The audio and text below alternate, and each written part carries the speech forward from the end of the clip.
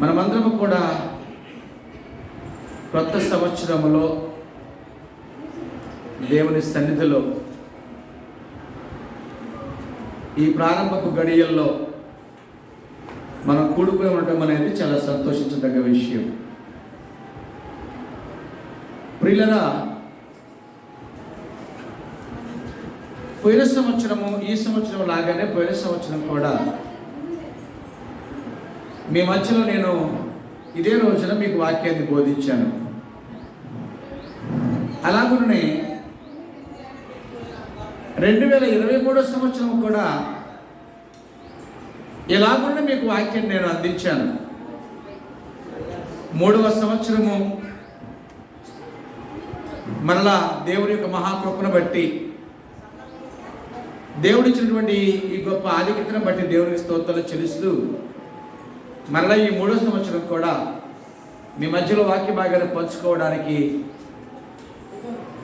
మరి కారకులు, మా ప్రియులు, Wyra church of Christ mission డైరెక్టర్గా ఉన్నటువంటి దైవ సేవకులు డాక్టర్ గొలమందం నవ అయ్య గారు నన్ను ఇక్కడికి ఆహ్వానించిన దాన్ని బట్టి ప్రత్యేకించి వారికి నా కుటుంబ పక్షాన, నా పక్షాన వారికి ప్రత్యేకమైనటువంటి వందనాలు తెలియజేస్తూ,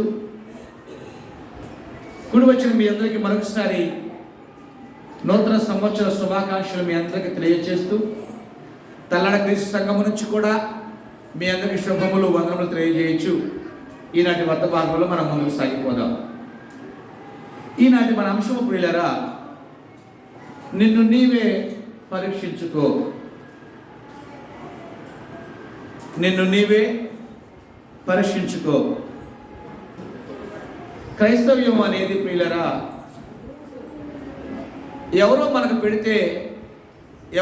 పెట్టే పరీక్ష లాంటిది కాదు. క్రైస్తవ్యము అనేది మనకు మనమే పెట్టుకునే పరీక్ష లాంటిది. కాలేజీలో కానీ స్కూళ్ళలో కానీ మనం ఆలోచన చేస్తే లెక్చరర్స్ ఆర్ టీచర్స్ స్టూడెంట్స్కు పరీక్ష పెడతారు. అది భౌతిక సంబంధమైనటువంటి ఎడ్యుకేషన్కి సంబంధించినటువంటి పరీక్ష. కానీ క్రిస్టియానిటీలో అలాగ లేదు ప్రియులరా. ఎవరికి వాళ్ళే పరీక్ష పెట్టుకోవాలి. నీకెవరు హెడ్ మాస్టర్ ఉండరు, నీకెవరు టీచర్ ఉండరు, నీకెవరు లెక్చరర్ ఉండరు. ఇక్కడ నీకు నువ్వే లేఖనానుసారంగా నీ జీవితం ఉందా లేదా, దేవుడు చెప్పినట్టుగా నీ జీవితం ఉందా లేదా, గ్రంథస్థము చేయబడినట్టుగా గ్రంథములో ఉన్నటువంటి కట్టడల ప్రకారము, దేవుని యొక్క ఆజ్ఞల ప్రకారము నీ జీవితాన్ని నువ్వు కట్టుకుంటున్నావా లేదా, నీకు నీవే పరీక్ష పెట్టుకోవాల్సినటువంటి స్థితి ప్రియులారా. అందుకనే ఈనాడు మనం ఈ అంశాన్ని మన పరిశీలనలోకి మనం ఆలోచన చేస్తూ ఉన్నాం. మానవ జీవితం అనేది ప్రియులారా చాలా చిన్నది. మానవ జీవితము చాలా చిన్నది. అందుకనే పేతురు భక్తుడు తన మొదటి పత్రికలో 1వ అధ్యాయం 24వ వచనంలో మనము ఇంతలో కనబడి అంతలో మాయమైపు ఆవిరి వంటి వారమే అన్నాడు. ఇంతలో కనబడి అంతలో మాయమైపోయే ఆవిరి వంటి వారమే అన్నాడు. పిల్లరా, ఇప్పటికీ మన జీవితంలో గతించినటువంటి సంవత్సరాలు ఉన్నాయి. ఇప్పుడైతే యేసుక్రీస్తు వారి ఈ లోకానికి వచ్చి 2024 సంవత్సరాలు గతించిపోయాయి. ఈ 1000 సంవత్సరాల జీవితం మనకు లేదు. కానీ దేవుడు మనకి ఇచ్చిన ఆయుష్కాలము 20 కానీ 30 కానీ 40 కానీ 50 కానీ 60 కానీ, ఈ జీవించిన జీవన విధానంలో మనం ఎలాగ జీవించామో, ఎంతవరకు దేవుని సంకల్పాన్ని మనం నెరవేర్చామో అనేది మనకు మనమే స్వపరీక్ష, మనకు మనమే ఆలోచించుకొని లేఖనానుసారంగా ఆలోచించుకున్నటువంటి గొప్ప ఆధిక్యత దేవుడు క్రైస్తవ్యంలో ఇచ్చాడు మనకు. ఒకవేళ దేవుని చిత్తాన్ని మనం నెరవేర్చక, దేవుని సంకల్పాన్ని మనం నెరవేర్చక ఈ లోకంలో మన ఇష్టంగా మనము తిరిగి ఉన్నామేమో. దేవుని సంకల్పాన్ని విడిచిపెట్టి ఈ లోకములో ప్రియులారా మనం భౌతిక సారంగా జీవించవేమో. గతించినటువంటి మన జీవిత కాలంలో మనం ఎలాగ జీవించామో ఒకసారి మనకు మనమే పెట్టుకునేటువంటి పరీక్ష. అందుకే ఈ అంశం ప్రియులారా, నిన్ను నీవే పరీక్షించుకో. ఒకసారి మనము ఆలోచన చేస్తే గత సంవత్సరం మనతో ఉన్నటువంటి వాళ్ళు ఈ సంవత్సరం ఇప్పుడు మనతో లేరు. 24 సంవత్సరంలో మనతో జీవించినటువంటి వాళ్ళు, లేదా మన బంధువులు కానీ, లేదా మన ఇంటి పక్కన వారు కానీ, లేదా మన సంఘంలో ఉన్నవాళ్ళు కానీ 24 సంవత్సరంలో జీవించిన వాళ్ళు 25వ సంవత్సరంలో రాలేకపోయారు. వారి లెక్కలో మనం చేర్చబడలేదు. అంటే మనము సజీవంగా ఉన్నాము అంటే, 25వ సంవత్సరంలో మనము జీవించి ఉన్నాము అంటే అది దేవుని యొక్క మహాకృప, దేవుడిచ్చిన ఆధిక్యత. అందుకే ఈ సంవత్సరము ప్రియులారా తన దయా కిరీటముగా దేవుడు మనకి ఇచ్చాడు అనేటువంటి వచనాన్ని మనం బైబిల్లో మనం ఆలోచన చేస్తూ ఉన్నాం. దేవుని వల్లరా ఈ పరీక్షలో 2024వ సంవత్సరంలో ఎలాగ జీవించాము అని మనం నెమరవేస్తూ 2025వ సంవత్సరంలో ఎలాగ జీవించాలి అని పరీక్షించుకోవడం. ఒకవేళ దేవునికి అయిష్టమైన జీవితము 24 సంవత్సరంలో ఏమైనా నాలో ఉందా?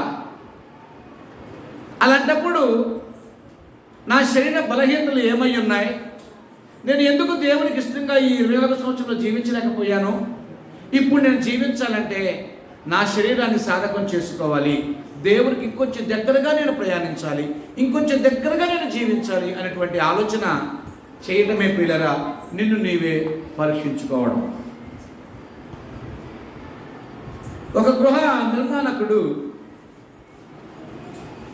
తను కూర్చొని ఆలోచన చేసుకొని ఒక ఇంటిని నిర్మాణం చేసుకున్న పిదప, పూర్తయిన పిదప తను కూర్చొని లెక్క చూసుకుంటాడు.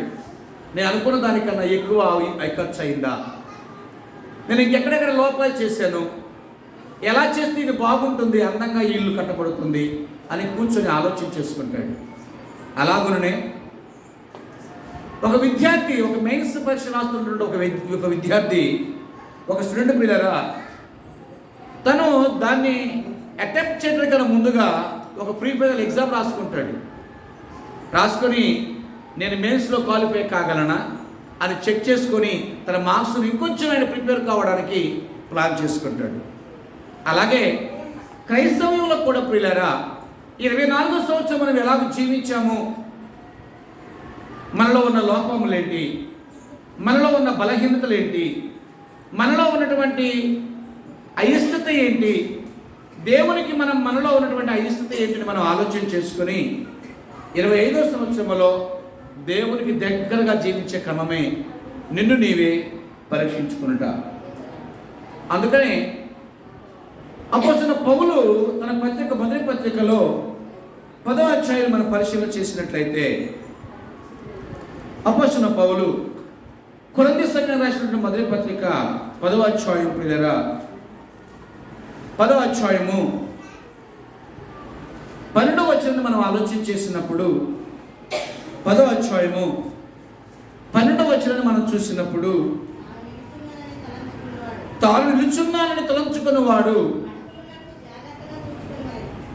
పడకుండునట్లు జాగ్రత్తగా చూసుకొనవలెను అని వ్రాయబడింది. ఎక్కడి నుంచి ఉన్నాడు? కొరింథీ సంఘానికి పత్రిక రాస్తున్నాడు పౌలు. కొరింథీ సంఘము ఎక్కడ నిలబడి ఉంది? ప్రియరా, సంఘములో ఉన్నటువంటి పరిశుద్ధులందరూ క్రీస్తు పక్షములో నిలబడి ఉన్నారు, క్రీస్తులో కడగబడి ఉన్నారు, క్రీస్తుని ధరించుకుని ఉన్నటువంటి వాళ్ళు. అలాంటి కొరింథీ సంఘములో పౌలు భక్తుడు ఈ పత్రిక రాస్తూ అన్నాడు, మీరు విశ్వాసంలో నిలకడగా ఉన్నారు అనుకుంటున్నారేమో, లేదా మీరు నమ్మకంలో నిలకడగా ఉన్నారు అనుకుంటున్నారేమో, లేదా లేఖనాలను మీరు ఆలోచించే క్రమంలో లేఖనాలను మీరు పాటించే క్రమంలో ఒకవేళ నేను పరిశుద్ధంగా ఉన్నాను అని అనుకుంటున్నారేమో. అయితే మీరు పడపోకుండానట్లుగా జాగ్రత్తగా మీరు చెక్ చేసుకోండి అని అన్నాడు. ఇప్పుడు ఎందువల్లరా ఈరోజు చిన్నమునగాల్లో ఉన్న క్రీస్తు సంఘం కూడా ఇదే మాటలు వర్తిస్తున్నాయి. చిన్నమునగాల్లో ఉన్న క్రీస్తు సంఘము కూడా పడకుండానట్లుగా జాగ్రత్తగా చూసుకోవాలి. అంటే అది విశ్వాసములో కానీ, మీ యొక్క విశ్వాస పరిమాణములో కానీ, దేవుని మీద మీకున్న నమ్మకములో కానీ, లేదా ప్రేమించే విషయంలో కానీ, దేవుని ఆజ్ఞలు పాటించే విషయంలో కానీ, మరి దేనిలోనైనా సరే నీవెక్కడైనా క్రీస్తునందు నువ్వు పడిపోతున్నావేమో ఒకసారి చెక్ చేసుకోమని వాక్యం సెలవిస్తూ ఉంది. కనుక ప్రియ దేవుని వల్లరా ఈరోజు మనం ఆలోచించుకోవాలి. శరీర సంబంధమైనటువంటి క్రియలలో నువ్వేమైనా పడిపోతున్నావా? నీ బలహీనతలు ఎక్కడైనా నువ్వు పడిపోతున్నావా? నీ ఆలోచన విధానంలో రావలసిన మార్పు ఏమైనా ఉన్నదా? 24వ సంవత్సరం నువ్వు ఎలాగ జీవించావు ఒకసారి ఆలోచించుకోవాల్సిన బాధ్యత నేటి క్రైస్తవ్యం మీద ఉన్నది. ఒకసారిగా అపోస్తలుడైన పౌలు భక్తుడు తిమోతికి తన 2వ పత్రికలో వ్రాస్తూ 4వ అధ్యాయంలో ఇలాగో ఆయన జ్ఞాపకం చేశాడు. ఒకసారి ఆ మాట మనం జ్ఞాపకం చేసుకుందాం. పౌలు తిమోతికి రాసిన 2వ పత్రిక 4వ అధ్యాయం పిల్లరా, 4వ అధ్యాయము 10వ వచనాన్ని ఒకసారి మనం ఆలోచన చేస్తున్నాము. 10వ వచనంలో దయచేసి అన్న టెన్షన్గా ఉండవలసింది కోరుతున్నాను. అపోస్తలుడైన పౌలు తిమోతికి రాసిన 2వ పత్రిక 4వ అధ్యాయము 10వ వచనాన్ని మనం గమనిస్తూ ఉన్నాం. దేమ ఇహలోకమును స్నేహించి నన్ను విడిచి తెస్సలోనికైకు వెళ్ళెను. క్రెస్కే గలతీయకును తీతు దల్మతీయకును వెళ్ళిరి అని అన్నాడు. పౌలు భక్తుడు తిమోతికి వ్రాస్తూ, తిమోతి ఇదిగో నువ్వు జాగ్రత్తగా ఉండు అని చెబుతూ తిమోతిని నువ్వు పడిపోకుండా జాగ్రత్తగా ఉండు తిమోతి అని తిమోతిని హెచ్చరిస్తూ, ఎట్ ద సేమ్ టైం ఎవరి గురించి ప్రస్తావన చేస్తున్నాడు పౌలు భక్తుడు అంటే దేమాను గురించినటువంటి వివరణ చేస్తున్నాడు. ఏంటి దేమాలో ఉన్న లోపం ఏంటి? దేమా ఎక్కడున్నాడు? క్రీస్తుని కలిగి ఉన్న దేమా, క్రీస్తులో ఉన్న దేమా, క్రీస్తు సంఘములో ఉన్న దేమా, నిలకడగా ఉన్నటువంటి దేమా. అవునా? ఇప్పుడు ఏమైపోయాడు అంటే దేమా ఇహలోకమును స్నేహించాడు అని అన్నాడు. అంటే విశ్వాసములో ఉన్న పరిశుద్ధుడు, క్రీస్తును నమ్ముకున్నటువంటి వాడు ఏ క్షణానైనా సరే అవిశ్వాసములో పడిపోయే ప్రమాదం ఉంది. అవునా? అందుకనే దేమల గురించి పౌలు భక్తుడు జ్ఞాపకం చేస్తూ అంటున్నాడు, దేమ ఇహలోకాన్ని స్నేహించాడు అని అన్నాడు. ఇహలోకాన్ని స్నేహించాడు దేమ. నువ్వైతే అలాగుండొద్దు తిమోతి అని హెచ్చరిస్తున్నాడు తిమోతిని. ఇప్పుడు వల్లరా అది దేమాకు మాత్రమే దేవుడు పౌలు హెచ్చరించాడా? కాదండి. నేటి క్రీస్తు సంఘములో ఉన్నటువంటి మనందరికీ ఈ మాటలు వర్తిస్తాయి. దేమ మాత్రమే కాదు, ఇహలోకాన్ని స్నేహించే అలవాటు మనలో కూడా చాలా మందికి ఉండవచ్చు. క్రీస్తులోకి వచ్చిన తర్వాత, క్రీస్తు కొరకు నమ్మకంగా జీవిస్తాము అని దేవుడికి మాట ఇచ్చిన తర్వాత, అవునా, పరిశుద్ధంగా ఉండవలసిన మనము, నిష్కలంకంగా ఉండవలసిన మనము ప్రియులరా కొన్నిసార్లు ఇహలోక సంబంధమైన ఆలోచనలలో పడిపోయే అవకాశము ఉన్నది. ఇదిగో దేమ అలాగే పడిపోయాడు అని తిమోతికి జ్ఞాపకం చేస్తున్నాడు పౌలు. నువ్వైతే మాత్రము అలాగ పడిపోమాక, నువ్వైతే మాత్రము ఇహలోక స్నేహాన్ని నువ్వు స్నేహించమాక, నువ్వైతే మాత్రము ఇహలోకాన్ని నువ్వు ప్రేమించమాక. నువ్వు ఈ లోకాన్ని దూరంగా నువ్వు బ్రతకాల్సినటువంటి పరిస్థితి ఉంది అని తిమోతి భక్తులకి పౌలు జ్ఞాపకం చేస్తూ ఈ మాట తెలియచేసాడు. ప్రియులరా, ఒక విషయాన్ని మనం ఆలోచన చేస్తే మనం కూడా చాలాసార్లు చాలా మార్లు ఏం చేస్తామో తెలుసా? ఈరోజు 1వ తారీఖు 1వ నెల 2025 సంవత్సరం, అవునా? ఈరోజు మనం దేవాలయంలో కనపడతాం. చాలామందికి ఉన్నటువంటి బలహీనతను చెబుతున్నాను. ఈరోజు కనపడ్డ మనము ప్రియులరా మళ్ళా ఎప్పుడు కనపడతామో తెలుసా? 31వ తారీఖు 12వ నెల 25వ సంవత్సరం కనపడతాం. ఎక్కడ? దేవాలయంలో. అంటే మొదటి రోజు మళ్ళా చివరి రోజు. మరి మధ్యలో ఎవరు చూసుకోవాలి నిన్ను అంటే ఆయనే చూసుకుంటాడులే, దేమా. పిల్లరా, అంటే దేమా ఎక్కడ పడిపోయాడు అంటే ఇహలోకాన్ని స్నేహించే విషయంలో ఆయన పడిపోయాడు. ఇహలోకాన్ని గెలిచే విషయంలో ఆయన పడిపోయాడు. గెలవలసినటువంటి దేమా పడిపోయాడు. మనం కూడా పిల్లరా చాలా మార్లు దేవుని సన్నిధికి వచ్చి మనం ఇలాగే అనుకుంటాం, అవునా? మొదటి ఆదివారం మనం ఉండాలి అనుకుంటాం. ఈ సంవత్సరం మొదటి ఆదివారం అనుకుంటాం, మళ్ళీ చివరి ఆదివారం ఉంటాం. కానీ మధ్యలో ఆదివారాలు మనం ఏం చేస్తాం? ఏమైనా చేస్తాం. ఇందులో ఈ మధ్య గ్యాప్లో లోహాన్ని స్నేహించి వెళ్ళిపోవచ్చు, లేదా మన సొంత పనుల మీద వెళ్ళిపోవచ్చు, లేదా ఇంకేమైనా కార్యాలు ఉంటే వెళ్ళిపోవచ్చు. ఏమైనా సరే దేవుని ఆలయానికి రావడానికి మాత్రం కొన్నిసార్లు పిల్లరా అయిష్టత చూపిస్తాం, అవునా? ఎంతెందుకు 10 గంటలకు దైవసేవకులు 10 గంటలకు ఆరాధన చెప్పారు, 10 గంటలకు ఈ కూడికాని చెప్పారు. నేను ఇంట్లో ఉన్నప్పుడు 10 గంటలు అయిందని గబగబా స్పీడ్గా నా భార్యను తొందర పెడుతూ స్పీడ్గా బయలుదేరాం. అయ్యగారు 10 గంటలకే ప్రార్థన చెప్పారు. నేను ఇక్కడే ఉన్నాను, తల్లి నన్ను క్షమించయ్యా, ఇదిగో వస్తున్నాను, నాకు తోడుగా ఉండయ్యా ప్రార్థన చేసుకుంటూ బయలుదేరాను. తేలికి వచ్చిన తర్వాత 11 గంటల వరకు కూడా ఎవరు లేరు దేవాలయంలో. 11 గంటల వరకు ఎవరు లేరు దేవాలయంలో. ఆశలోనే నాకు విచిత్రమైంది. ఇంకా మేమే ప్రారంభ ప్రార్థనలు ఏకీభవించాల్సిన పరిస్థితి వచ్చింది. మన విశ్వాసం ఎక్కడ? 10 గంటలకు ప్రార్థన అనుకున్నప్పుడు 11 గంటలకు వస్తే ఎక్కడ మనం ఉన్నట్టు? దేవుళ్ళో ఉన్నట్ట? మనము లోకములో ఉన్నట్ట? మనము లోకానుసారులుగా ఉన్నామా, లేదా దేవుడి చిత్తాన్ని నెరవేర్చేవారముగా ఉన్నామా? మన సమయాన్ని దేవునికి ఇస్తున్నామా, లేదా మన దేవుడి సమయాన్ని మనం వాడుకుంటున్నామా? మనం ఎక్కడున్నామో చెక్ చేసుకోవాల్సిన బాధ్యత పిల్లరా ఇది. అంటే 24వ సంవత్సరంలో ఇలాగున్నామేమో, దేవుడి సన్నిధికి రావడానికి ఆలస్యం చూపించేవారిగా ఉన్నామేమో. అది చాలదా మన బలహీనత? అందుకే యెహోవా కార్యమును అశ్రద్ధగా చేయువాడు శాపగ్రస్తుడు అని గ్రంథం మనం మాట్లాడుతుంది, అవునా? దేవుని కార్యాన్ని అశ్రద్ధగా చేయొద్దు అని ఉంటుంది.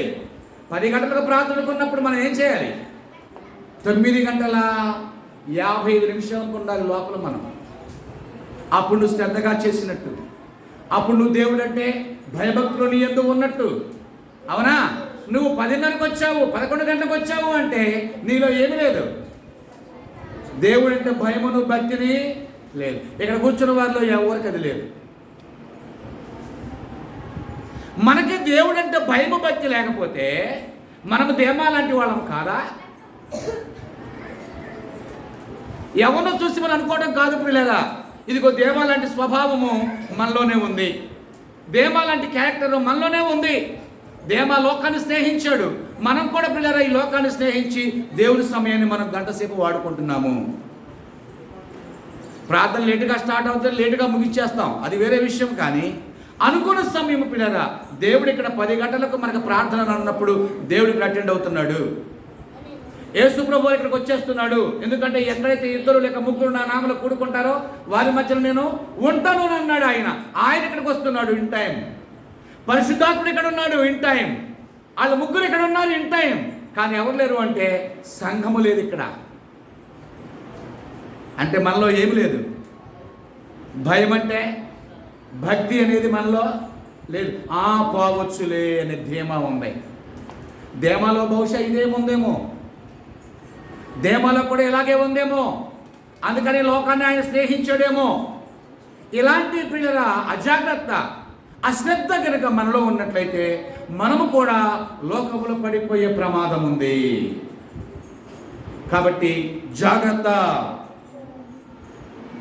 సంఖ్యాకాండం ఒకసారి మనం పరిశోధన చేద్దాం. సంఖ్యాకాండము 13వ అధ్యాయం పిల్లరా, సంఖ్యాకాండము 13వ అధ్యాయము. దయచేసి సందర్శి ఎంతగా వినాలని మీకు మనవి చేస్తున్నాను. సంఖ్యాకాండము 13వ అధ్యాయము. ఇక్కడ తండ్రి అయినటువంటి దేవుడు తన సేవకుడైన మోషేని పిలిచి, మోషే, ఇదిగో ఐగుప్తు నుంచి నా ప్రజలను తీసుకొచ్చావు కదా, ఈ ప్రజలని నేను కనాను దేశానికి తోడుకొని పోతానని అబ్రహాముతో వాగ్దానం చేశాను. కాబట్టి నేను చేసిన వాగ్దానం ఏదైతే ఉన్నదో దాన్ని నెరవేర్చుకునే సమయం వచ్చింది. కాబట్టి ఇప్పుడు నువ్వేం చేస్తావంటే, ఇశ్రాయేలులో 12 గోత్రాలు ఉన్నాయి కదా, ఆ 12 గోత్రాలలో ఒక్కొక్క గోత్రం నుంచి ఒక్కొక్కరు తీసుకో, 12 మంది పెద్దలు తీసుకొని నువ్వు కనాను దేశాన్ని మరి సంచరించి చూచుటకు నువ్వు వారిని పంపించు అని దేవుడు మోషేకు చెప్పాడు. మోషే సమాజం అంతటి కూడా పోగు చేసి ఒక్కొక్కరి చొప్పున ప్రియులారా, అంటే ఇశ్రాయేలు 12 గోత్రాలలో ఒక్కొక్కరి చొప్పున 12 గోత్రాలకు 12 మందిని మోషే నియమించుకున్నాడు. అందులో కాలేబు యెహోషువలు కూడా ఉన్నారు. ఒకసారి 13వ అధ్యాయము 6వ వచనం చూడండి. యూదా గోత్రమునకు యెఫున్నె కుమారుడైన కాలేబు, ఇస్సాకారు గోత్రమునకు యోసేపు కుమారుడైన ఎగాలు, ఎఫ్రాహీము గోత్రమునకు నూను కుమారుడైన హోషయ. ఈ హోషయ అనే పేరు, కాలేబు అనే పేరు అండర్లైన్ చేసుకోండి. ఇక్కడ ఈ హోషయ ఎవరు అని మనం చూస్తే, ఎఫ్రాయిము గోత్రమునకు నూను కుమారుడైన హోషయ అని అన్నాడు. ఈ హోషయ ఎవరు అని అంటే 16వ వచనం చూడండి. 16వ వచనంలో, దేశమును సంచరించి చూచుటకు మోషే పంపిన మనుషుల పేర్లు ఇవి. మోషే నూను కుమారుడైన హోషయకు యెహోషువ అని పేరు పెట్టింది. అంటే ఇప్పుడు హోషయ అంటే ఎవరు అంటే యెహోషువ. అంటే ఇప్పుడు ఈ 12 మంది పెద్దలలో ఎవరెవరు ఉన్నారు అంటే, కాలేబు ఉన్నాడు, యెహోషువ కూడా ఉన్నాడు. మొత్తం ఎంతమంది? 12 మంది పెద్దలు ప్రియులారా. వీరు ఎలాగ లెక్క?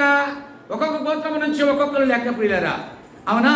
యూదా గోత్రము నుంచేమో కాలేబు, అలాగే ఎఫ్రాహీము గోత్రము నుంచేమో యెహోషువ. వీళ్ళు మొత్తము కలిసి 12 మంది కనాను దేశాన్ని సంచరించి చూచడానికి, అది ఎలాగుందో తెలుసుకోవడానికి, దాని భౌగోళిక పరిస్థితులు ఎలాగుందో చూడడానికి మోషే వీళ్ళని పంపించాడు. దేవుని వలన వీళ్ళు ఈ 12 మంది 40 దినాలు ప్రియులారా కనాను దేశంలో తిరిగి, కనాను దేశాన్ని సంచరించి, కనాను దేశాన్ని చూచి, ఏమండి మళ్ళా మోషే యుద్ధకు వచ్చారు. అది ఎలాగుందో చెప్పాలి ఇప్పుడు మోషేకి. ఇప్పుడు ఆ కనాను దేశంలో చాలామంది ప్రజలు ఉన్నారు. అదేమో నిశ్శబ్దమైన ప్రదేశం ఏమి కాదు. చాలా రకాల ప్రజలు ఉన్నారు అక్కడ. ఎక్కడ? కనాను దేశంలో. ఎవరెవరు ఒకసారి చూస్తారా మీరు? చూడండి, ఇక్కడ ఒకసారి మనం ఆలోచన చేస్తే ఆ కనాను దేశంలో చాలా రకాల ప్రజలు మనకు కనబడుతున్నారు. ఇక్కడ 27వ వచనం మనం చూడగలిగితే, 27, 29 వచనం మనం చూడగలిగితే, అక్కడ అనాకీయులు ఉన్నారు, అమాలేకీయులు ఉన్నారు, ఇంకా హిత్తీయులు ఉన్నారు, యెబూసీయులు ఉన్నారు, అమోరీయులు ఉన్నారు, ఇంకా చాలా రకాల ప్రజలు అక్కడ ఉన్నారు. ఎక్కడ? కనాను దేశంలో. కనాను దేశం యొక్క భౌగోళిక పరిస్థితి ఎలాంటిదంటే, ఒక ద్రాక్ష గెల మనమైతే ఒక ఏలుతో లేపేస్తాం ఎలాగా, అంతేనా? ఏంటి ద్రాక్ష గెల ఒక ఏలుతో ఇలాగ పట్టుకొని ఇలా లేపేస్తాం. కానీ ఒక ద్రాక్ష గెలని 2 మనుషులు మోసుకొని వస్తారట. ఎక్కడ? కనాను దేశంలో. అంటే ఎంత వెయిట్ ఉండాలి ద్రాక్ష గెల, ఎంత పొడవు ఉండాలి, అంటే ఆ భూమి ఎంత గొప్పది. అందుకనే దేవుడు అబ్రహాంతో ఏమని ప్రమాణం చేశాడంటే, పాలు తేనెలు ప్రవహించు కనాను దేశాన్ని నేను నీకు స్వాస్థ్యంగా ఇస్తాను అబ్రహామా అని అన్నాడు. అలాంటి ఆ గొప్ప దేశాన్ని చూడమని ఈ 12 మందిని కూడా మోషే యొక్క నాయకత్వంలో 12 మంది వెళ్ళి 40 రోజులు తిరిగి ఆ కనాను దేశాన్ని తిరిగి అక్కడ ఉన్న ప్రజల యొక్క పరిస్థితులు తెలుసుకొని ఇప్పుడు మోషే ఎందుకు వచ్చారు. 30వ వచనం చూడండి పిల్లరా, 13వ అధ్యాయము 30వ వచనం చూస్తే, కాలేబు మోషే ఎదుట జనులను నిమ్మలపరిచి, మనము నిశ్చయముగా వెలుదము, దాన్ని స్వాధీనపరుచుకుందుము, దాన్ని జయించుటకు మనకు శక్తి చాలును అని. ఎవరో కాలేబు అన్నాడు. కాలేబు మోషే కాడికి వచ్చి ఏ వ్యక్తి చెబుతున్నాడు అంటే, అయ్యా మనం వెళ్ళొచ్చు, మనం అక్కడున్న ప్రజలందరినీ కూడా జయించవచ్చు, దేవుడు మనకు ఖచ్చితంగా కూడా ఆ దేశాన్ని మనకిస్తాడు, ఆ ధైర్యం నాకు ఉందని అన్నాడు కాలేబు. అవునా? కాలేబుతో పాటు యెహోషువ కూడా ఉన్నాడు ఇంక్లూడింగ్. వీళ్ళిద్దరేమో ఒక మాట మీద ఉన్నారు. ఏమిటి ఆ మాట అంటే, దేవుడు గొప్పవాడు, దేవుడు నమ్మదగినవాడు, దేవుడు వాగ్దానం చేసినట్టు కనుక ఆయన తప్పకుండా ఆ దేశాన్ని మనకిస్తాడు. అక్కడ మనకంటే గొప్ప వాళ్ళు ఉన్నాయి, మనకంటే శక్తిమంతులు ఉన్నాయి, మనకంటే యుద్ధ శూరులు అక్కడ ఉన్నాయి. ఎవరున్నప్పటికీ కూడా ఆ దేశాన్ని దేవుడు మనకిస్తాడు, ఈ నమ్మకం మాకుందయా అని మోషేతో కాలేబు యెహోషువలు వచ్చి చెప్తున్నారు. ఇక మిగతా 10 మంది ఉన్నారు చూసారా, వాళ్ళు ఏమంటున్నారో చూద్దాం పిల్లరా. ముందుకెళ్తే ఏమండి 31వ వచనం చూడండి. అయితే అతనితో కూడా పోయిన మనుషులు, ఆ 10 మంది మనుషులు ఏమంటున్నారంటే, ఆ జనులు మనకంటే బలవంతులు, మన వారి మీదికి పోజాలము అని. అమ్మ బాబోయ్, వాళ్ళు మామూలు మనుషులు కాదు, మనకంటే ఎత్తైన వాళ్ళు, మనకంటే శక్తిమంతులు, మనకంటే బలవంతులు, మనకంటే యుద్ధ నైపుణ్యాలు ఎరిగినటువంటి వాళ్ళు, అసలు వాళ్ళని టచ్ కూడా మనం చేయలేము అని అన్నారు ఈ 10 మంది. అంత మాత్రమే కాదు పిల్లరా, ముందుకెళ్తే ఇంకేమన్నాడు చూడండి. 33వ వచనం అన్నాడు, అక్కడ సెఫీలును సంబంధులైన అనాకు వంశపు నెఫీలీలను చూసితిమి, మా దృష్టికి మేము మిడతల వలె ఉంటిమి, వారి దృష్టికి మేము అట్లే ఉంటిమి అని అన్నాను అన్నమాట. వాళ్ళని చూస్తుంటే, ఆ మనుషులు చూస్తుంటే, మమ్మల్ని మేము చూసుకుంటుంటే మేము ఎలా కొన్నాము వాళ్ళ ముందు అంటే మిడతల వలె ఉన్నాము అని అన్నారు. ఎవరు వీళ్ళు? మిగతా 10 మంది. మోషే పంపించినటువంటి వాళ్ళు 12 మంది. ఈ 12 మందిలో కాలేబు యెహోషువలేమో మనం ఖచ్చితంగా ఆ దేశాన్ని జయిస్తాం, మనం ఖచ్చితంగా ఆ ప్రజలను మనం జయిస్తాం, దేవుడు నమ్మదగిన వాడు, ఆయన మనకు ఆ దేశాన్ని మనకిస్తాడు అని ఈ ఇద్దరు మాట్లాడుతుంటే మోషే దగ్గర ఈ 10 మంది అంటున్నారు, అమ్మో వాళ్ళు మనకంటే శక్తిమంతులు, మనకంటే బలవంతులు, వాళ్ళ జోలికి మనం వెళ్ళలేము, మనము వాళ్ళ ముందు ఎలాగున్నాము అంటే మిడతల వలె ఉన్నాము అని సాక్ష్యం చెబుతున్నారు వీళ్ళు. ఇప్పుడు దేని వల్లరా ఒక విషయాన్ని మనం ఆలోచించాలి. 14వ అధ్యాయం చూడండి, 14వ అధ్యాయము 8వ వచనం ఒకసారి మీరు ఆలోచించండి. ఇక్కడ యెహోషువ అలాగే కాలేబులు ఏమని మాట్లాడుతున్నారో ఒకసారి మనం ఆలోచన చేస్తే, యెహోవా మన యందు ఆనందించిన ఎడల ఆ దేశములో మనను చేర్చి దానిని మనకిచ్చును, అది పాలు తేజల్లో ప్రవహించు దేశము అని అంటున్నారు. ఎవరో? కాలేబు యెహోషువలు. లేదా ఇక్కడ ఒక విషయాన్ని మనం గమనించాలి. వెళ్ళిన వాళ్ళు 12 మంది అయితే అందులో ఎంతమందికి దేవుని మీద నమ్మకం ఉంది? ఇద్దరికే ఉంది నమ్మకం దేవుని మీద. దేవుని యొక్క శక్తి సామర్థ్యాలను అంచనా వేసేవాళ్ళు ఎంతమంది ఉన్నారు? 12 మందిలో ఇద్దరే. వెళ్ళిన వాళ్ళు 12 మంది. వెళ్ళిన వాళ్ళంతా కూడా ముఖ్యులే. వెళ్ళిన వాళ్ళంతా కూడా ఇశ్రాయేలు గోత్రాల నుంచి పెద్ద పెద్దలు వెళ్ళారు చూడటానికి. కానీ 12 మంది వెళితే అందులో 10 మంది ఏమో దేవుని యొక్క శక్తి సామర్థ్యాలను అంచనా వేయలేకపోయారు. కాలేబు యెహోషువలు మాత్రము దేవుని యందు ఆధారపడ్డారు.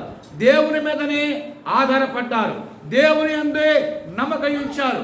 ఎందుకంటే మనకు వాగ్దానం చేసిన వాడు నమ్మదగిన వాడు, ఆ దేశాన్ని ఆ దేవుడు మనకి ఇస్తాడు అని నమ్మకం వచ్చినటువంటి వాళ్ళు కాలేబు యెహోషువ.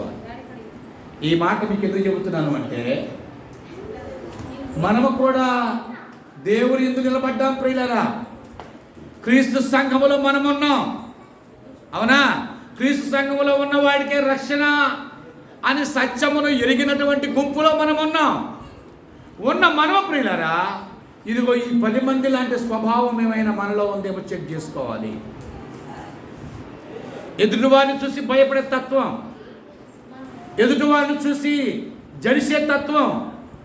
కానీ మన ముందున్నవాడు దేవుడు, ఆయన నమ్మదగిన వాడు, సమస్తము ఆయనకు సాధ్యమైనటువంటి బలమైనటువంటి విశ్వాసము ప్రియులారా మనలో ఒకసారి ఉన్నదో లేదో చెక్ చేసుకోవాల్సిన సమయం ఇది ప్రియులారా. కాలేబు యెహోషువలు దేవుని మీదనే ఆధారపడ్డారు, దేవుని యొక్క శక్తి సామర్థ్యాల మీద నమ్మకం ఉంచారు. ఈరోజు మనము కూడా చాలాసార్లు సమస్యలు వస్తుంటాయి, చాలాసార్లు కష్టాలు వస్తుంటాయి, చాలాసార్లు బలహీనతలు వస్తుంటాయి, చాలాసార్లు మన కుటుంబాల్లో వేదనలు వస్తుంటాయి. కొన్నిసార్లు అనిపిస్తుంది, నేను దేవుని నమ్మకం తర్వాత ఎన్ని కష్టాలు వస్తున్నాయి ఏంట్రా అనిపిస్తుంది కొన్నిసార్లు, అవునా? అయినప్పుడు నా దేవుడు నన్ను పిలుచుకున్న దేవుడు, నమ్మదగిన దేవుడు నాకు ఉన్నాడు అని మన విశ్వాసం ఉంచలేకపోతున్నామేమో ఒకసారి మనం చెక్ చేసుకోవాలి.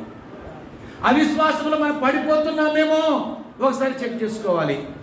పేతురు కూడా నేల మీద నేను కూడా నడిచి వస్తానయ్యా నీలాగా, నువ్వు మాట చెప్పు అని అన్నాడు, అవునా?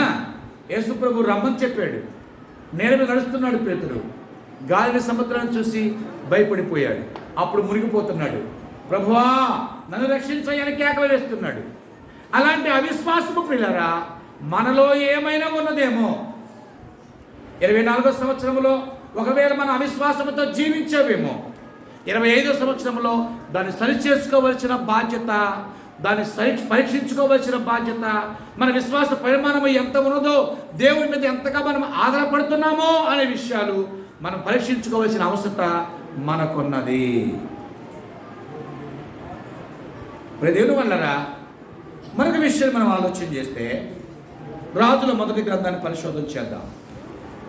రాజుల మొదటి గ్రంథము 2వ అధ్యాయాన్ని మనం ఆలోచన చేస్తున్నాం. ఇక్కడ దావీదు తన యొక్క చివరి జీవిత ప్రయాణంలో చివరి దశలో ఉన్నాడు. దావీదు తన జీవితాన్ని ముగించే క్రమంలో ఉన్నాడు. ఏ తండ్రి అయినా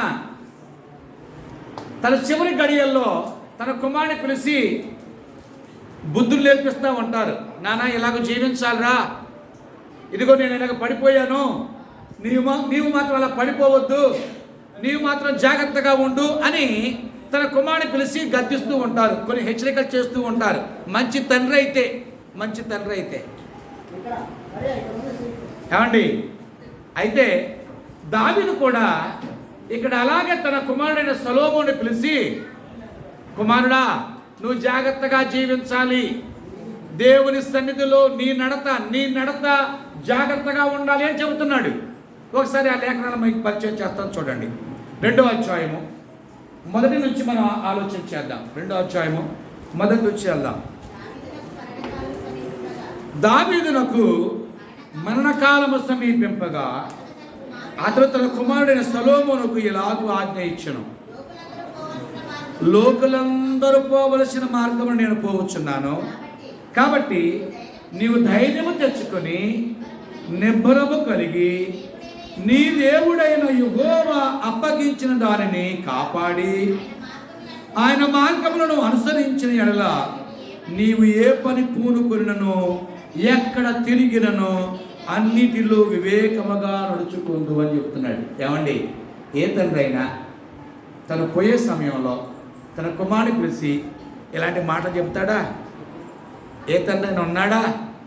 ఒకవేళ ఉన్నా, అరే నాన్న ఆ సొగులు డాక్యుమెంట్లు ఉన్నాయి, అది ఆ 10 ఎకరాలకు సంబంధించిందిరా, ఇది ఈ సొగులు ఈ డాక్యుమెంట్లు ఉన్నాయి, ఇది 3 ఎకరాలకు సంబంధించిందిరా, ఇవన్నీ జాగ్రత్తగా రిజిస్ట్రేషన్ నీ పేరు మీద చేసుకొని ఆయన నేను ఉన్నా పోయినా ఈ పొలమే నీకు ఆధారం అయ్యా అని చెబుతాడు ఏ తండ్రి అయినా.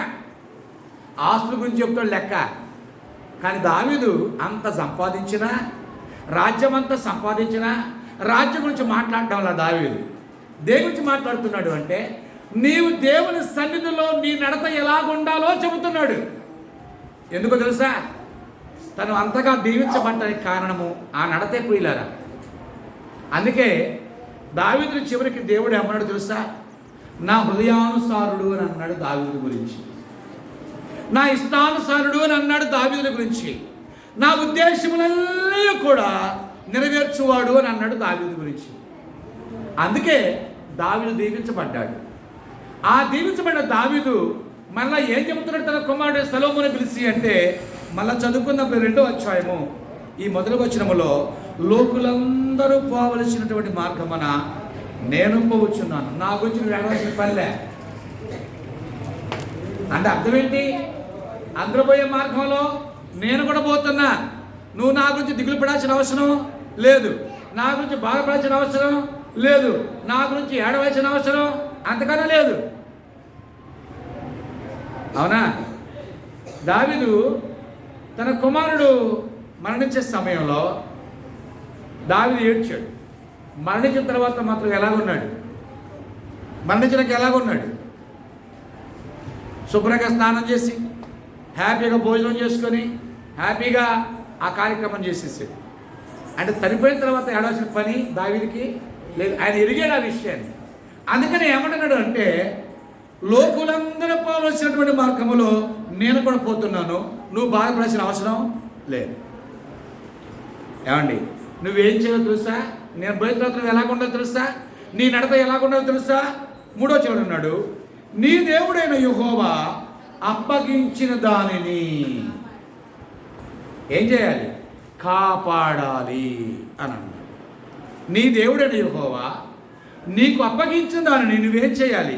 కాపాడి ఆయన మార్గములను అనుసరించిన వల్ల నీవు ఏ పని పూనుకుంటావో, ఎక్కడికి వెళ్తావో అన్ని విషయాల్లో కూడా దేవుడు నీకు వివేకాన్ని దయచేస్తాడు.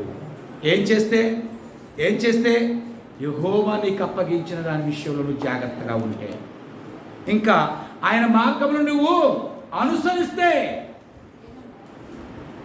ప్రదేను వెళ్ళరా, దావీదు అనుసరించి చెప్పాడు సొలొమోనుకి.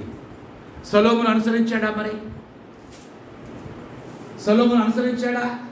దేవాలయాన్ని చక్కగా కట్టాడు, మంచిదే. దేవుడికి ఒక ఆలయాన్ని కట్టాడు, మంచిదే. మరి తన ఆలయాన్ని ఏం చేసుకున్నాడు? తన ఆలయానికి వచ్చేప్పుడు ఏం చేసుకున్నాడు? పాడు చేసుకున్నాడు. అవునా? చూస్తారా? ఆ విషయాలు చూస్తారా? 11వ అధ్యాయం రెండు ఒకసారి. 11వ అధ్యాయము రాజుల మొదటి గ్రంథము 11వ అధ్యాయం ప్రియులారా, ఇక్కడికి వచ్చినప్పటికల్లా 1 నుంచి 6 వచనం మనం చూస్తే, మోయాబీయులు, ఎదోమీయులు, అమోనీయులు, సిదోనీయులు, హిత్తీయులు అను జనులు మీ హృదయములను తమ దేవతల తట్టు తిప్పుదురు గనుక వారితో సహవాసము చేయకూడదని దేవుడు చెప్పాడు. అంటే ఇప్పుడు దేవుని మాటలు అనుసరించాడా? దేవుని మాటలు పెడచమని పెట్టాడా సొలొమోను అని అంటే, దేవుని మాటలు అనుసరించలేదు. ఎవరితో అయితే స్నేహం చేయొద్దని అన్నాడో, ఎవరితో అయితే సహవాసం చేయొద్దని అన్నాడో వాళ్ళతో సహవాసం చేశాడు. సహవాసమే కాదు, వాళ్ళ పిల్లలందరూ చేసుకున్నాడు. ఎవరు? సొలొమోను. ఏమండి, మోయాబుల పిల్లలను చేసుకున్నాడు, ఎదోమీయుల పిల్లలను చేసుకున్నాడు, అమోనీయుల పిల్లలను చేసుకున్నాడు, సిదోనీయులు, హిత్తీయుల పిల్లలందరినీ కూడా చేసుకున్నాడు. చేసుకుంటే సరిపోయిందా? ఏం చేశారట వాళ్ళు? 3వ వచనం రండి ప్రియులారా. అయితే రాజైన సొలొమోను ఫరో కుమార్తెను గాక ఆ జనులలో ఇంకా అనేక మంది పరస్త్రీలను మోహించి కామాతురత గలవాడై వారిని ఉంచుకొనుచూ వచ్చాడు. ఏమొచ్చింది ఇప్పుడు సొలొమోనులోకి? దేవుని మాటలు అనుసరించి నడుచుకోమని దావీదు చెప్పాడు. కానీ సొలొమోను దేవుని మాటలు అనుసరించక దేవుని యొక్క మాటలు పెడచెవిన పెట్టి కామాతురత గలవాడైపోయాడు. అంటే దేమాలాగా ఇహలోకాన్ని స్నేహించేశాడు. అవునా? దానివల్ల ఏమైపోయింది? ఏమైపోయింది? సొలొమోను దేవుడు చివరికి సొలొమోను ఏమైపోయాడు తెలుసా? ఏమండి 3వ వచనం చూస్తే అతనికి 700 మంది రాజకుమార్తెలైన భార్యలను 300 మంది ఉపపత్నులను కలిగి ఉండిరి. అతని భార్యలు అతని హృదయమును త్రిప్పివేసిరి. ఏంటట? దేవునికి ఉన్న మనసు ఇప్పుడు సొలొమోనుకి లేదు. దావీదు ఎలాంటి మనసు కలిగి ఉండాలని చెప్పాడో పోతూ అలాంటి మనసు ఇప్పుడు సొలొమోనులో లేదు. లేకపోగా భార్యల యొక్క మాట విని ప్రియులరా తన మనసును మార్చేసుకున్నాడు. చివరికి ఏమైపోయాడు తెలుసా? ప్రియులు వల్లరా 6వ వచనం చూడండి. ఈ ప్రకారం సొలొమోను యెహోవా దృష్టికి చెడు నడత నడిచి తన తండ్రి అయిన దావీదు అనుసరించి యథార్థ హృదయముతో యెహోవాను అనుసరింపలేదు. తండ్రి అనుసరించినట్టుగా దావీదు దేవుని సన్నిధిలో యథార్థవంతుడిగా ఉన్నట్టుగా సొలొమోను ఉండలేకపోయాడు ప్రియులారా. అంటే తన నడత ఏమైపోయింది అంటే చెడిపోయింది. మొదటగా బాగానే ఉంది, తర్వాత ఏమైపోయింది? చెడిపోయింది. 24వ సంవత్సరంలో ప్రియులారా మనం ఎలాగున్నామో చూసుకోవాలి. మన నడత ఎలాగుంది? మన ప్రవర్తన ఎలాగుంది? దేవుడు కోరుకున్నట్లుగా, దేవుడు ఆజ్ఞాపించినట్లుగా, దేవుడు చెప్పినట్టుగా మన నడత ఉన్నదా పరీక్షించుకోవాలి. సొలొమోను దేవుని యొక్క సన్నిధిలో తన నడతలు ప్రియులారా సరిగా ఉంచుకోలేకపోయాడు. ఈరోజు నువ్వు కూడా నేను కూడా క్రీస్తు సంఘములో ఉన్నాం, పరిశుద్ధులుగా చేర్చబడ్డాం, దేవుని ఎదుట ప్రియులారా నమ్మకముగా జీవిస్తామని మాట ఇచ్చాం. అయితే మన నడతలో ఏమైనా తేడాలు ఉన్నాయా? దేవుని అనుసరించే క్రమంలో మనమేమైనా అటు ఇటుగా జీవించామా? 24వ సంవత్సరం మనం ఎలాగో జీవించాము, 25వ సంవత్సరము మనం ఎలాగో మన నడత ఎలాగుండాలో చెక్ చేసుకోవాలి. అందుకే మన ప్రసంగ భాగము యొక్క నామం ఏమని పెట్టాము అంటే నిన్ను నీవే పరీక్షించుకో. నీ నడత ఎలాగుంది? యెహోవా సన్నిధిలో దేవుని సన్నిధిలో క్రీస్తు సంఘములో నీ నడత ఎలాగుంది చెక్ చేసుకో. నిన్ను నీవే పరీక్ష పెట్టుకో. నీకెవరు పరీక్ష పెట్టరు. నోవా గారు ఏమి మీకు పరీక్ష పెట్టరు. నేను వచ్చి అప్పుడప్పుడు మీకే పరీక్ష పెట్టను, లేదా సత్యానందవన్న వచ్చి మీకే పరీక్ష పెట్టడు. ఎవరు మీకు పరీక్ష పెడతారు? నిన్ను నీవే పరీక్షించుకో. ప్రియదేవుని వల్లరా అందుకని దావీదు మరి యెషయి కుమారుడు నుండి దావీదు గురించి ఒక మాట నేను మీకు తెలియజేస్తాను ప్రియులారా. సమూయేలు మొదటి గ్రంథంలో 16వ అధ్యాయం మనం చూడగలిగితే, అయ్యా కొంచెం వాటర్ ఇస్తారా?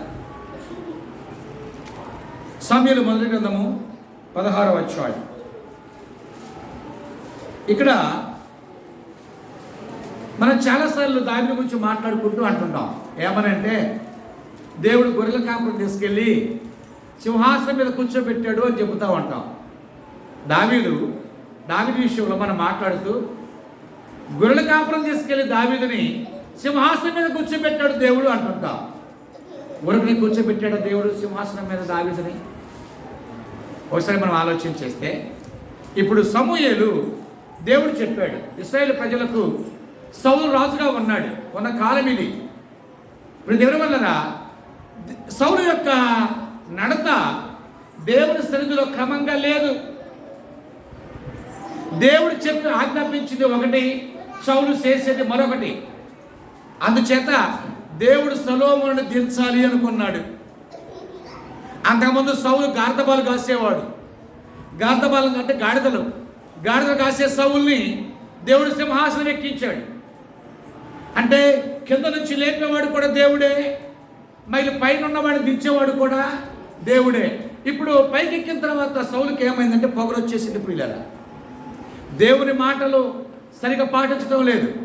దేవుని సన్నిధిలో యథార్థత లేకుండా ఉన్నాడు. దేవుని సన్నిధిలో తన నడత యథార్థవంతంగా లేదు. అందువల్ల సౌలు దించాలనుకున్నాడు దేవుడు. ఆ సౌలు స్థానంలో దేవుడు మరొకరిని పెట్టాలనుకున్నాడు.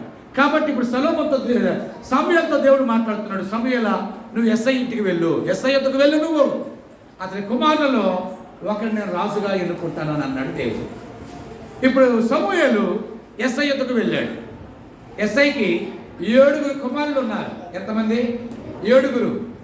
ఇప్పుడు ఈ సమూయేలు చెక్ చేస్తున్నాడు. ఇదిగో ఈయన అందంగా ఉన్నాడు, పొడుగ్గా ఉన్నాడు, ఎత్తుగా ఉన్నాడు, ఏనేమో అనుకుంటున్నాడు. మొదటివాడు వచ్చాడు, రెండోవాడు వచ్చాడు, మూడోవాడు వచ్చాడు, నాలుగోవాడు వచ్చాడు, ఐదోవాడు వచ్చాడు, ఆరోవాడు వచ్చాడు. దేవుడు అంటున్నాడు, సమూయేలా నువ్వు పైకి చూస్తున్నావు, కానీ నేను లోపల చూసే దేవుడును అని అన్నాడు. దేని చూస్తాడు? దేని చూస్తాడు? మనం కూడా బయటకు బాగానే కనపడతా ఉంటాం, కానీ లోపల ఎలాగుందో మనకే తెలుసు, ఎదుటోళ్ళకి మాత్రము తెలియదు. మనిషిలో 2 లక్షణాలు ఉంటాయి, 2 స్వభావాలు ఉంటాయి. బయట అందుకే అంతరంగ పురుషుడు, బాహ్య పురుషుడు అంత గ్రంథంలో 2 మనుషులు ఉంటారు. ప్రతి మనిషిలో, స్త్రీలలో కూడా 2 ఉంటారు. ఒకళ్ళు అంతరంగంగా ఉండేవాళ్ళు, రెండోది బయటికి కనపడేవాళ్ళు. బయటికి కనపడేవాళ్ళు మంచిగా ఉంటారు, కానీ లోపల ఉండేవాళ్ళే అంతరంగ పురుషుడు భయంకరంగా ఉంటాడు పిల్లలు. అవునా? ఇప్పుడు దేవుడు అంటున్నాడు, నేను అంతరంగమును చూసేవాడును సమూయేలా, నువ్వు బయట విషయాలు చూడమాక, ఇంకా చూడు అని అన్నాడు. ఇప్పుడు ఎస్ఐని అడుగుతున్నాడు,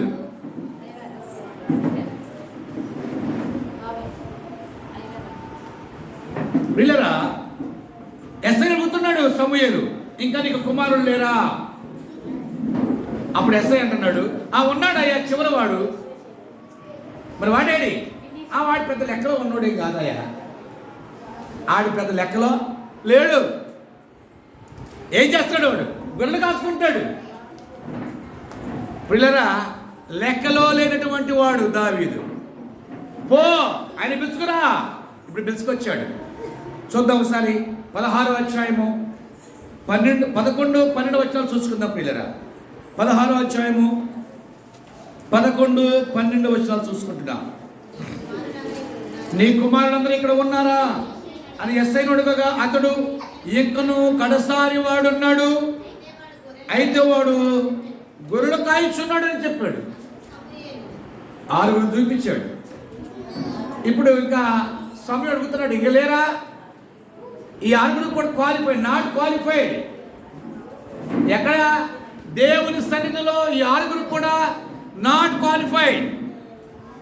ఇంకా లేరా నీకు కుమారుడు ఎస్ఐయా? ఇంకా లేరా? ఉన్నాడయ్యా.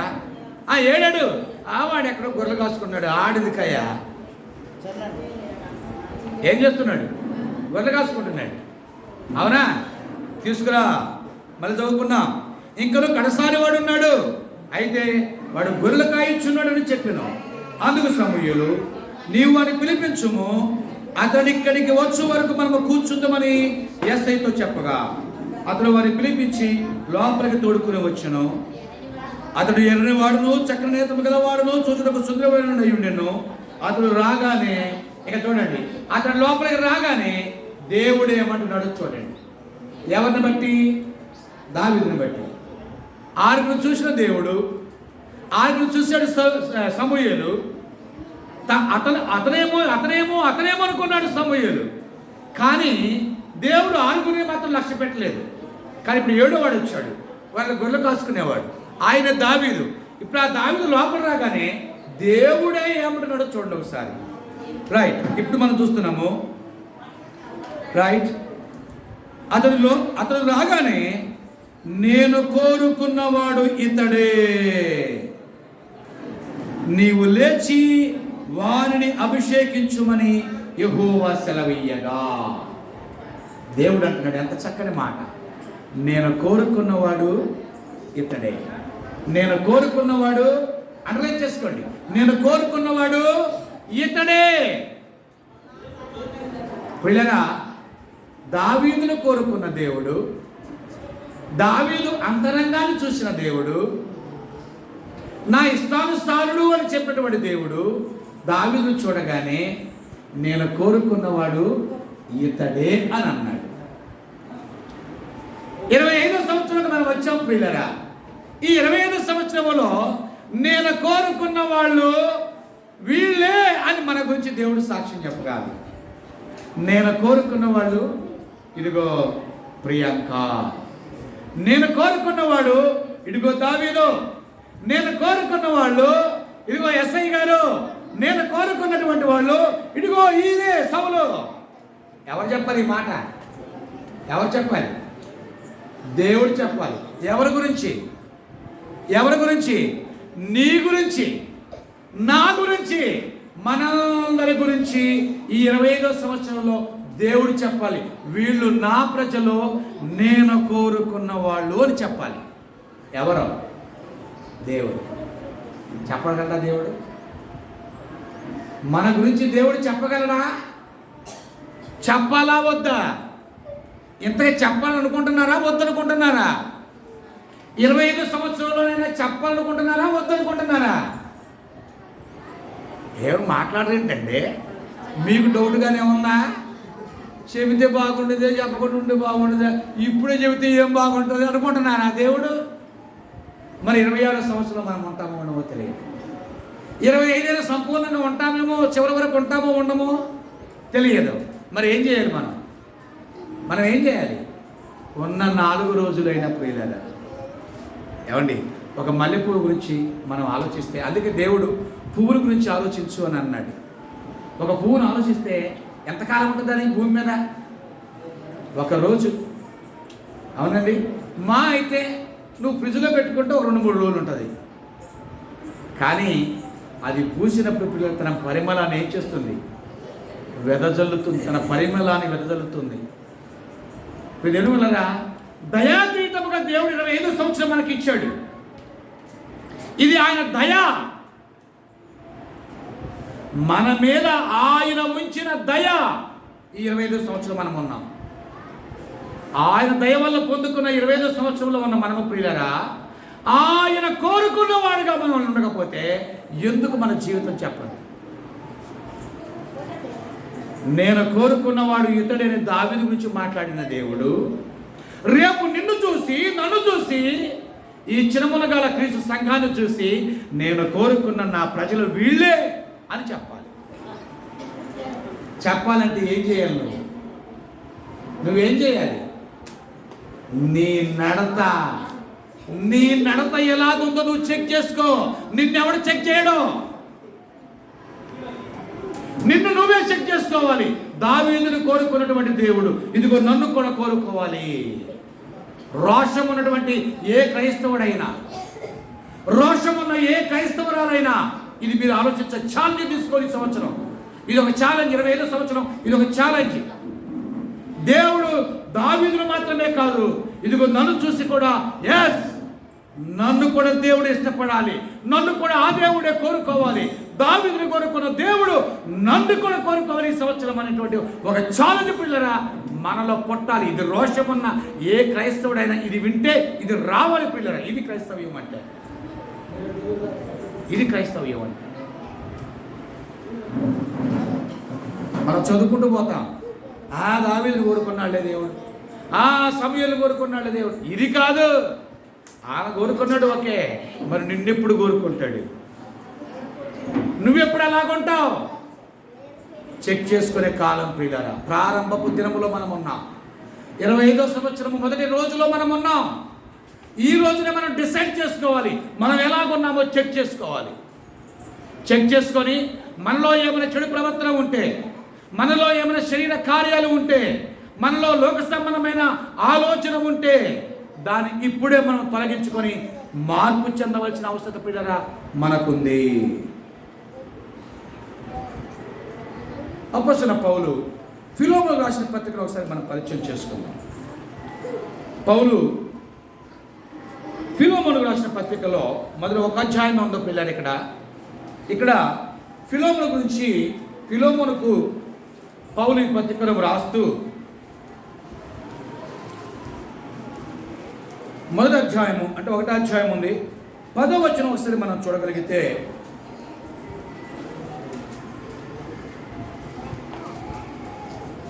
ఫిలోమోనుకి పత్రికను రాస్తూ పౌలు భక్తుడు ఒనేసిము గురించి తెలియజేస్తున్నాడు. రాసే పత్రిక ఏమో ఫిలోమోనుకి. ఈ ఫిలోమోనుకి పత్రిక రాస్తూ ఎవరి గురించి మాట్లాడుతున్నాడు అంటే ఆశోదన్న గారి గురించి మాట్లాడుతున్నాడు. ఒనేసిము గురించి మాట్లాడుతున్నాడు.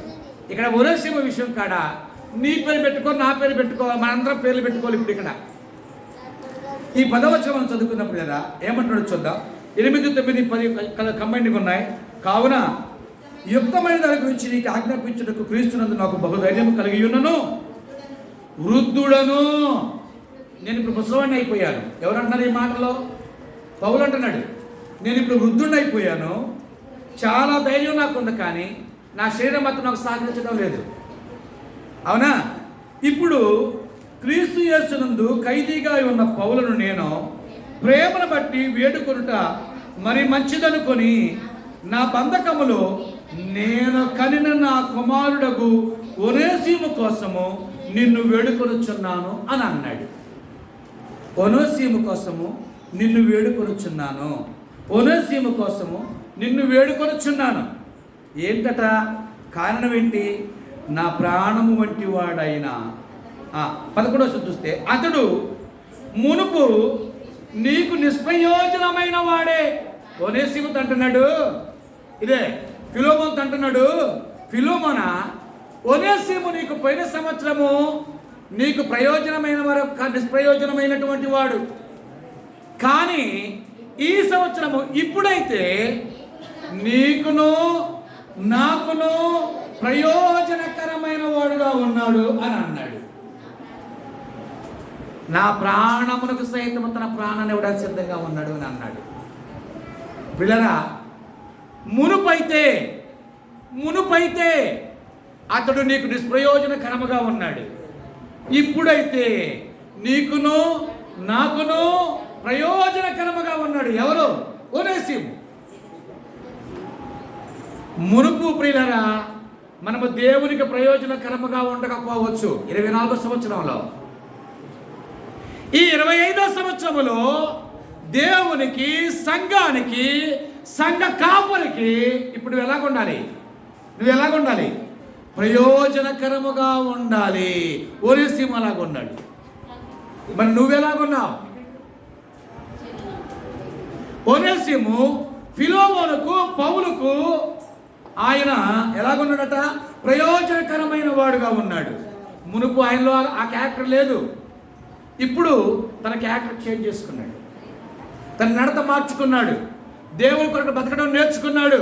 ఇప్పుడు నీకు నాకు ఆయన ప్రయోజనకరముగా ఉన్నాడు అని అన్నాడు.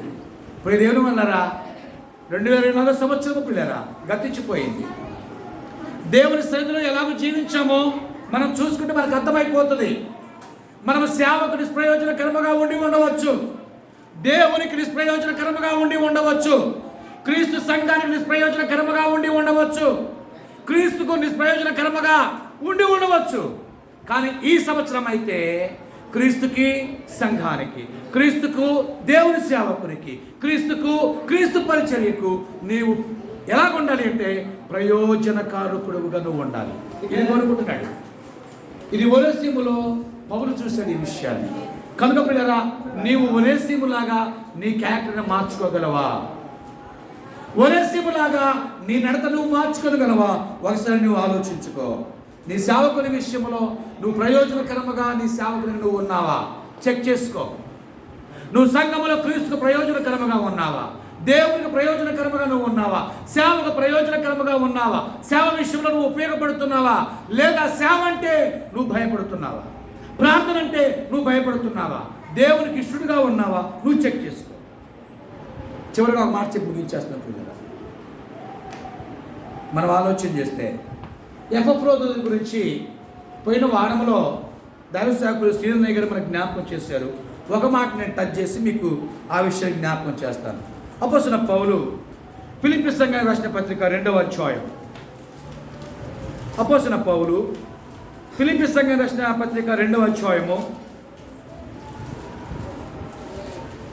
25వ వచనం నుంచి 30వ వచనం వరకు మనం చూడగలిగితే, 2వ అధ్యాయము 25వ వచనం నుంచి 30వ వచనం వరకు మనం చూడగలిగితే, ఇక్కడ మనకి ఎపఫ్రోదితు కనబడుతున్నాడు. ఈయన గురించి ఇంట్రడక్షన్ మనం చూసుకున్నప్పుడు 25 నుంచి, మరియు నా సహోదరుడును జతపనివాడునైనా నా తోటి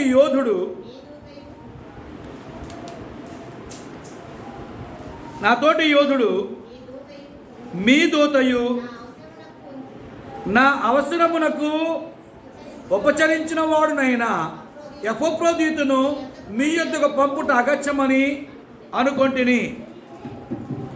అతడు రోగి ఆయనని మీరు వింటిని గనుక అతడు మిమ్మల్ని అందరినీ కూడా చూడాలని మిగులు ఆపేక్ష గలవాడై విచారపడుచుండెను.